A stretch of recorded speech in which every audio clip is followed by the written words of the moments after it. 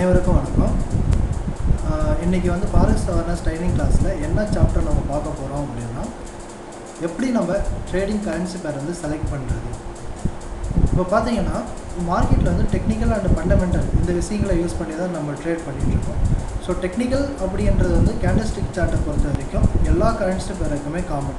But fundamental அப்படின்றது வந்து ஒவ்வொரு கரன்சி பேருக்கும் ஒவ்வொரு விஷயங்களை வந்து வேறுபட்டு இருக்கும்.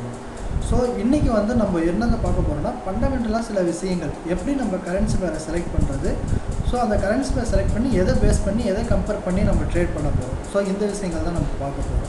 ஃபார் எக்ஸாம்பிள் இப்போ பார்த்தீங்கன்னா நம்மளுக்கு மேஜர் கரன்சி பேர் அப்படின்றது வந்து 8 கரன்சி பேர் தெரியும். ஸோ அந்த 8 கரன்சி பேர் நான் சூஸ் பண்ணி வச்சுருக்கேன். USD செப்பு, GBP/USD, Euro USD, Euro GBP, USD CAD, New Zealand USD, USD JPY, AUD USD. So இந்த எல்லா கரன்சி பேர்லையுமே காமனாக இருக்கிறது வந்து USD தான். ஸோ USD தான் வந்து இருக்கிறது வந்து எல்லா கரன்சி பேருக்குமே காமன். ஸோ ஒவ்வொரு கரன்சி பேரையும் USD கூட கம்பேர் பண்ணும்போது அதனுடைய அந்த கரன்சி பேருடைய ஸ்ட்ரென்த்தை வந்து நம்மளால் ஈஸியாக ஃபைண்ட் அவுட் பண்ண முடியும்.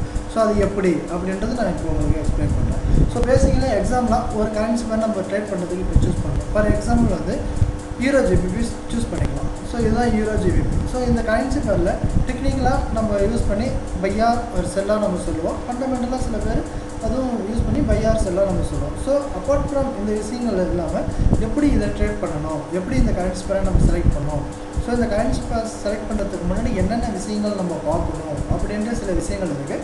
அதுதான் இன்றைக்கி உங்களுக்கு கிளாஸில் சொல்ல போகிறேன். ஸோ Euro GBP அப்படின்ற கரன்சி பேரை நீங்கள் எடுத்துக்கு முன்னாடி அதுக்கு வந்து ஈரோவாக இருக்கட்டும் ஜிபிபியாக இருக்கட்டும் அந்த கரன்சியை வந்து USD கூட கம்பேர் பண்ணி பார்க்குறீங்க. ஃபார் எக்ஸாம்பிள் அது எப்படி கம்பேர் பண்ணுறதுன்னு நான் சொல்கிறேன். இப்போ பாருங்கள் GBP/USD. ஸோ GBP/USD பாருங்கள் last 1 month full and full down ட்ரெண்டில் தான் இருக்குது. இன்றைக்குமே வந்து மார்க்கெட் வந்து ரிவர்ஸ் ஆகலை, ஸ்டில் டவுன் ட்ரெண்டில் தான் இருக்குது. ஸோ இந்த GBP வந்து USD கூட கம்பேர் பண்ணும்போது இந்த இடத்துல வந்து USD ஸ்ட்ராங்காக இருக்குது, GBP வந்து வீக்காக இருக்குது.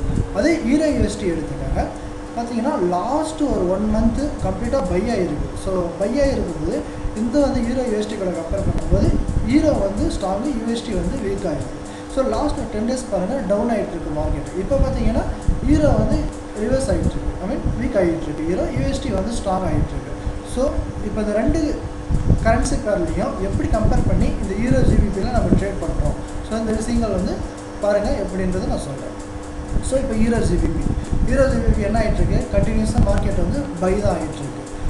ஸோ இப்போ இந்த இடத்துல வந்து நம்ம பை எடுக்கலாமா செல் எடுக்கலாமா அப்படின்ற விஷயங்கள் இருக்குது. சில பேர் டெக்னிக்கலாக சில என்ட்ரி வந்து செல் கிடைக்கலாம், சில ஃபண்டமெண்டலாக சில விஷயங்களுக்கு செல் கிடைக்கலாம், பை ஏதாவது ஒன்று கிடைக்கலாம். ஸோ இந்த இடத்துல நாம் பார்க்க வேண்டியது இந்த சாப்டரில் என்ன எக்ஸ்பிளைன் பண்ணாங்கன்னா, இப்போ Euro USD பாருங்கள் கீழே வந்து செல் ஆகிட்டுருக்கு. ஸோ இந்த கரன்சி பேர் கம்பேர் பண்ணும்போது USD வந்து ஸ்ட்ராங்கு, ஈரோ வந்து வீக்கு. இப்போ என்ன லாஸ்ட் 10 டேஸ். பட் அதே GBP/USD கம்பேர் பண்ணுவாங்க இன்னுமே செல்லு தான் இருக்குது, இன்னும் கன்ஃபர்மேஷன் பை ஆகிறதுக்கான எந்த ஒரு கன்ஃபர்மேஷனும் இருக்கல. ஸோ இதில் வந்து GBP ஃபஸ்ட்டு ஸ்டார்டிங்லேருந்தே வீக்காக இருக்குது. ஸோ இந்த 2 கரன்சி பேரும் கம்பேர் பண்ணும்போது இதில் பாருங்கள் Euro USDயில் ஈரோ ஸ்ட்ராங் ஆகிட்டு இப்போ தான் வீக் ஆகிட்டுருக்கான். பட் GBP/USDயில் முன்னாடி இருந்தே வீக்காக தான் இருக்கும். ஸோ இன்னும் ஸ்ட்ராங் ஆகலை. அப்போ Euro GBP என்ன ஆகும், பை தான் ஆகும் மார்க்கெட். எப்படின்னா இப்போ USD கூட கம்பேர் பண்ணும்போது ஈரோ ஸ்ட்ராங் ஆகி இப்போ தான் வந்து வீக் ஆகிட்டு இருக்கான். பட் GBP USD கூட கம்பேர் பண்ணும்போது ஃபஸ்ட்டு ஸ்டார்டிங்லேருந்து இன்னுமே வீக் ஆகிட்டு தான் இருக்குது. ஸோ அப்போ வந்து Euro GBP என்ன ஆகும், மார்க்கெட் வந்து பை தான் ஆகும். ஸோ அதுதான் இப்போ நடந்துகிட்ருக்கு. எப்போ இந்த இடத்துல வந்து GBP/USDயில் Euro USDயில் எகைன்ஸ்டாக சேஞ்ச் ஆகுதோ மார்க்கெட், அப்போ வந்து Euro GBPயில் வந்து மார்க்கெட் சேஞ்ச் ஆகும். ஸோ இந்த மாதிரி தான் ஒரு கிராஸ் கரன்சி பேர் செலக்ட் பண்ணுறதுக்கு முன்னாடி அதை வந்து மேஜர் கரன்சி பேரை கம்பேர் பண்ணி எந்த கரன்சி வந்து USD கம்பேர் பண்ணும்போது ஸ்ட்ராங்காக இருக்கோ அந்த கரன்சி பேர் எடுத்து நம்ம ட்ரேட் பண்ணுவோம்.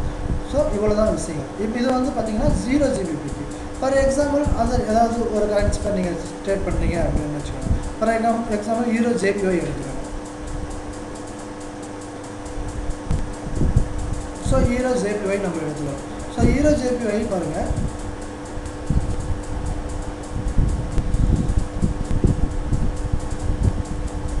ஸோ Euro JPY என்ன ஆகிட்டுருக்கு, இப்போ தான் செல் ஆகிட்டுருக்கு. ஸோ இங்கே பாருங்கள் USD JPY என்ன ஆகிருக்கு, மார்க்கெட் வந்து செல் ஆகிட்டு பை ஆகிட்டுருக்கு. இங்கே பாருங்கள் Euro USD பை ஆகிட்டு செல் ஆகிட்டுருக்கு. ஸோ ரெண்டுத்துலேயுமே வந்து JPY வந்து இந்த பேரில் பார்த்தீங்கன்னா USD வந்து ஸ்ட்ராங் ஆகிட்டு இப்போ வந்து வீக் ஆகிட்டுருக்கு லாஸ்ட் 2 டேஸாக. பட் அதே Euro USDயில் பாருங்கள் ஒரு 10 டேஸாகவே வீக்காக தான் இருக்குது. ஸோ இது வந்து ஜேபிஐ வந்து 2 டேஸாக தான் வீக்காக இருக்குது, பட் அது 10 டேஸாக வீக்காக இருக்குது. அப்போ ஜேபிஐ என்ன இருக்குது, ஹீரோ ஜேபிஐ செல்லு தானே ஆகும். ஸோ அதுதான் 2 டேஸாக மார்க்கெட் வந்து செல் ஆகிருக்கு. ஸோ இந்த மாதிரி ஒவ்வொரு கரன்சி பேருமே செலக்ட் பண்ணி ஒரு கிராஸ் பேர் செலக்ட் பண்ணுறோன்னா கரன்சி பேர் அது வந்து மேஜர் பேரில் வந்து யூஎஸ்டி கூட கம்பேர் பண்ணும்போது எந்த கரன்சி ஸ்டாகோ அந்த கரன்சியை வந்து சூஸ் பண்ணி அதுக்கு ஃபேவராக வந்து டெக்னிக்கல் ஆர் ஃபண்டமெண்டல் இந்த விஷயங்களை யூஸ் பண்ணி ட்ரேட் பண்ணிங்கன்னா கண்டிப்பாக சக்ஸஸ் பண்ணலாம். ஸோ இப்படி தான் நீங்கள் கரன்சி பேர் செலக்ட் பண்ணணும்.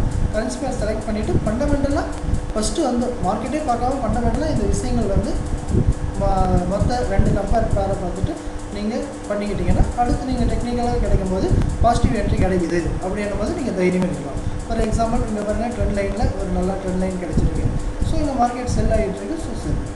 ஸோ இந்த மாதிரி நீங்கள் ஒரு நல்ல கன்ஃபர்மேஷனோட ஒரு என்ட்ரி எடுக்கலாம். உங்களுடைய ட்ரேடிங் உடைய என்ட்ரி வந்து இன்னும் கன்ஃபார்ம் பண்ணுறதுக்காக இந்த விஷயங்கள் வந்து பயன்படும். நன்றி.